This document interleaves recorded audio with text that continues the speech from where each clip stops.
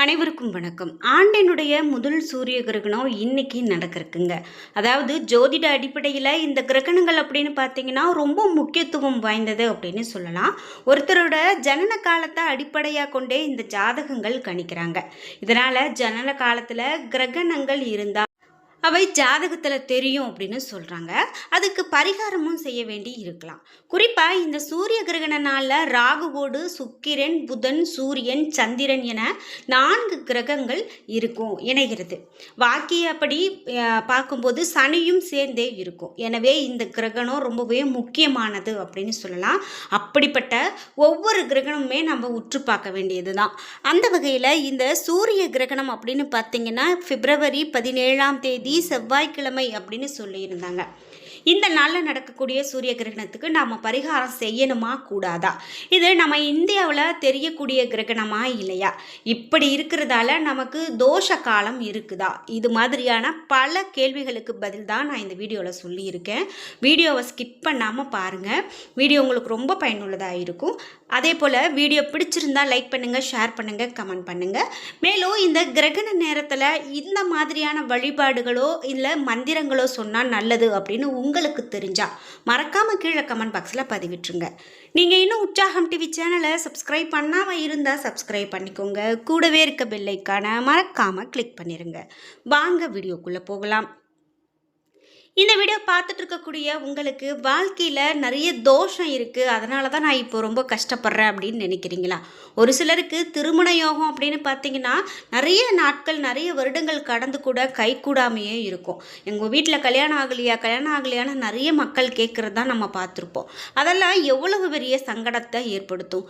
அப்படி உங்களுக்கு திருமணம் கைக்கூடி வரலை அப்படின்னு நினச்சிங்கன்னா சரியான பரிகார பலன்கள் செய்யணும். இந்த வீடியோவுக்கு கீழே டிஸ்கிரிப்ஷனில் வராகி அம்மன் ஜோதிட நிலையத்தின் தொலைபேசி எண் கொடுத்துருக்கேன். அதை எண்ணுக்கு தொடர்பு கொண்டு பேசி பாருங்கள். கண்டிப்பாக உங்கள் பிரச்சனைகள் தீரும்.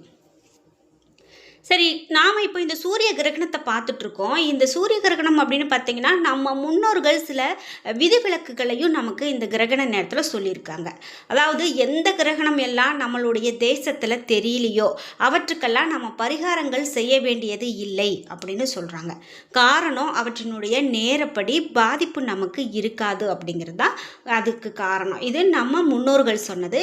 அதாவது நம்ம இந்தியாவில் இப்போ தெரியல அப்படின்னா அதனால் நாம் இங்கே நமக்கு தோஷ காலம் கிடையாது அப்படின்னு சொல்கிறாங்க.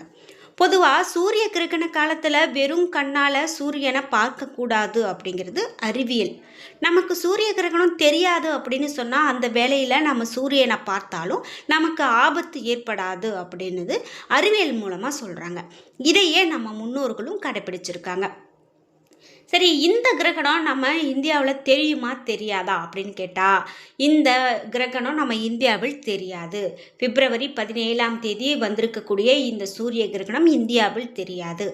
இதனால் நாம் பரிகாரங்களோ அல்லது சிறப்பு பூஜைகளோ எதுவும் செய்ய வேண்டியது இல்லை. மேலும் ஆலய நடைகளும் இந்த வேளையில் சாத்தப்படுவது இல்லை. எனவே பரிகாரம் பற்றி நீங்கள் கவலைப்பட வேண்டாம். ஆனாலும் இந்த கிரகண சேர்க்கை என்பது வான்வெளியில் நிகழ்வது உண்மை. எதனால் இந்த இந்த உண்மை அப்படின்னு பார்த்தீங்கன்னா நிறைய இறை வழிபாடு செய்ய வேண்டியது இந்த நேரத்தில் இருக்கும். கிரகணத்துக்கு முன்போ அல்லது பின்போ சில இயற்கை சீற்றங்களோ அசம்பாவிதங்களோ நிகழலாம் அப்படின்னு சொல்கிறதால தவறாமல் எல்லோருமே காலபைரவரை வழிபாடு செய்கிறது நல்லது அப்படின்னு சொல்கிறாங்க.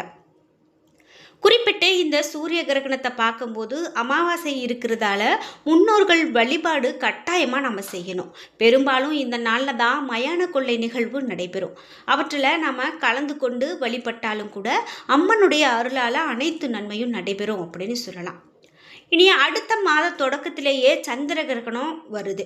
இந்த சந்திர கிரகணம் நம்மளுடைய நாட்டில் தெரியும் அப்படின்னு சொல்லப்பட்டிருக்கு. அதற்கு பரிகாரம் செய்யணும். நம்மளுடைய வீடியோக்குள்ளே நீங்கள் தொடர்ந்து பார்த்துக்கிட்டே வாங்க. அப்போ தான் அடுத்தடுத்த கிரகண நேரத்தில் கூட நம்ம என்ன மாதிரியான விஷயங்கள்லாம் கடைபிடிக்கணும் அப்படின்னு சொல்கிறாங்க. இந்த பிப்ரவரி 17ஆம் தேதி கும்பராசியில் சஞ்சாரம் செய்யக்கூடிய சூரியன் கும்பராசியில் தற்போது ராகு பகவான் சஞ்சாரம் செய்து வராரு. சந்திரனும் அந்த நாளில் கும்பத்தில் இணைகிறாரு. எனவே இந்த நாளில் கிரகணம் வருது. சரி, என்ன நேரத்தில் அப்படின்னு பார்த்தீங்கன்னா, செவ்வாய்க்கிழமை பிற்பகல் 3:26 மணிக்கு தொடங்கி மாலை 7:57 மணி வரை கிரகணம் நிகழ இருக்கு. இந்த கிரகணத்தில் பரிகாரங்கள் செய்யணும் அப்படின்னு நிறைய பேர் சொல்லியிருந்தாலும் கூட பரிகாரங்கள் இப்போ இதுக்கு தேவையில்லை அப்படின்னு சொல்லப்பட்டிருக்கு. ஏன்னா நம்ம முன்பு பார்த்தது போல இது பெரிய ஒரு தோஷம் கிடையாது அப்படின்னு சொல்றதால. அதே போல் இருளில் மூழ்கும் அப்படின்னு எல்லாம் சொல்கிறாங்க.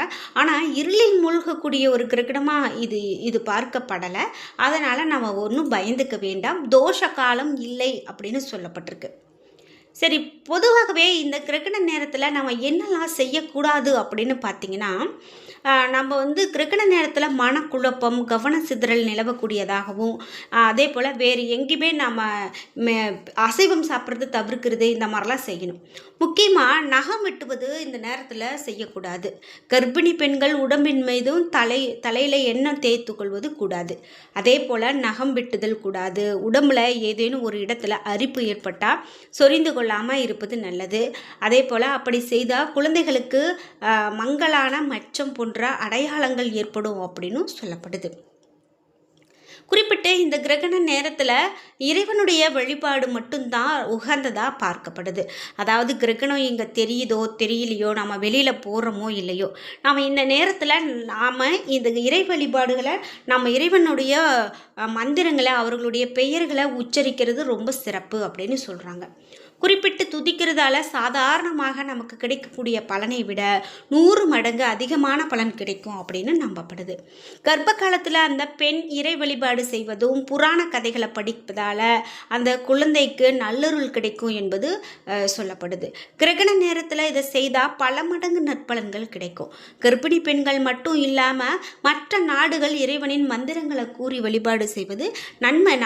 அதாவது மற்ற நபர்கள் இறைவனுடைய மந்திரங்களை சொல்லி வழிபாடு செய்கிறது ரொம்ப ரொம்ப நல்லது. எளிய மந்திரங்களா இந்த நேரத்தில் நாம என்ன சொல்லலாம் அப்படின்னு பார்த்தீங்கன்னா, ஓம் சிவாய நமக, ஓம் கணபதியே நமக, ஓம் சரவண பவ, ஸ்ரீராம ஜெயம், ஓம் சிவாய, ஓம் நமச்சிவாய உள்ளிட்ட எளிய மந்திரங்களை சொல்வது, கந்த புராணம், ராமாயணம், அனுமன் சாலிசா, மகாலட்சுமி மந்திரம் உள்ளிட்ட மந்திரங்களை சொல்லி வழிபாடு செய்கிறதோ ரொம்ப ரொம்ப நல்லது அப்படின்னு சொல்கிறாங்க. அதனால் இந்த கிரகண நேரத்தில் இப்படியெல்லாம் நீங்களும் வழிபாடு பெயர்களை சொல்லி எளிய மந்திரங்களை சொல்லி வழிபாடு செய்யுங்க. அதுவே ரொம்ப சிறப்பு அப்படின்னு சொல்லலாம். சரி, இந்த ஆண்டினுடைய சூரிய கிரகணம் அப்படின்னு பார்த்தீங்கன்னா, நம்ம இன்னும் என்னென்ன சொல்லப்படுது அப்படின்னு பார்த்தீங்கன்னா, இது ஒரு வளைய சூரிய கிரகணம் அப்படின்னு சொல்கிறாங்க. சூரியனுக்கும் பூமிக்கும் இடையில் சந்திரன் கடந்து செல்லும் போது சூரிய கிரகணம் ஏற்படுது.